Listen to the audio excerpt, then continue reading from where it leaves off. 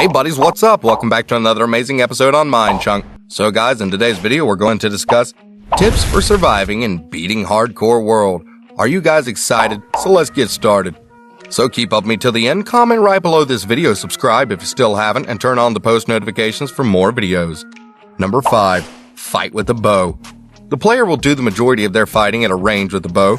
This keeps the player out of harm's way, as they can kite enemies, and some threats like the Ender Dragon are easier to harm with a bow than a sword or axe.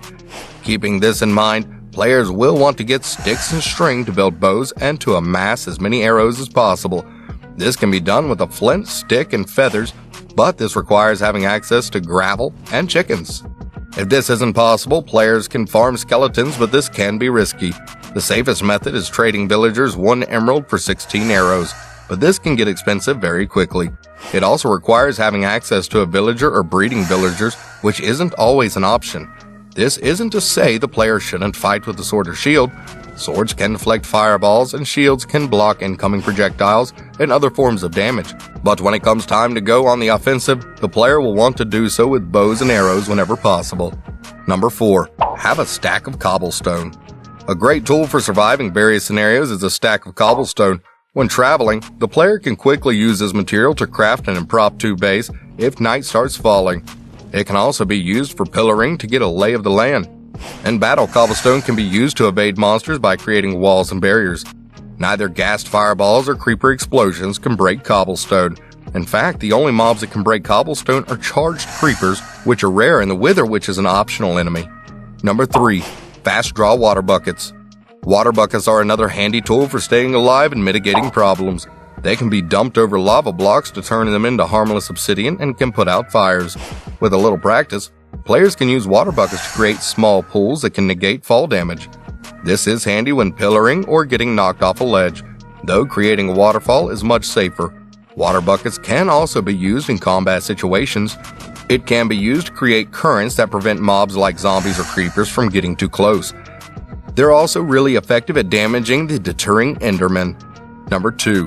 Have backups of everything. There's nothing worse than being in battle with an enemy and having the only sword on hand break. It is strongly recommended the players create and hang on to backups of most items. Armor, weapons, and tools are perhaps the most important things that should have backups. This can mean anything from having a suit of iron armor if the diamond breaks to duplicate diamond set with all the same enchantments. This issue is mitigated somewhat by having better enchantments, but the player should always have backup weapons and tools in their inventory. Number 1.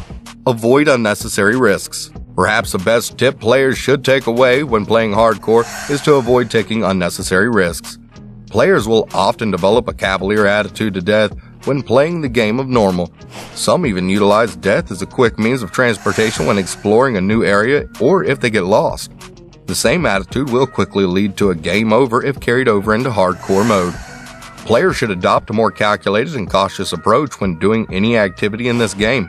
Mines should be well lit, players should have armor and weapons entering caves, height should be avoided, and having the proper gear, enchantments, potions, and food is essential to fighting the Ender Dragon. The player should always assume the worst will happen and have a plan for when it does. There's no shame in running from fights or hiding out every time the sun sets. Even hardcore veterans with years of experience can die to a zombie baby. It pays to take those extra few minutes to build scaffolding over cliffs or when building things. Spending a day to upgrade from iron to diamond before tackling a fortress in the nether is a worthwhile investment if the player is even the least bit concerned.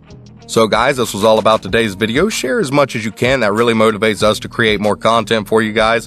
With this, we end our video. Hope you liked the video. Do hit the like button down there. Comment down your views and do share with more of your friends.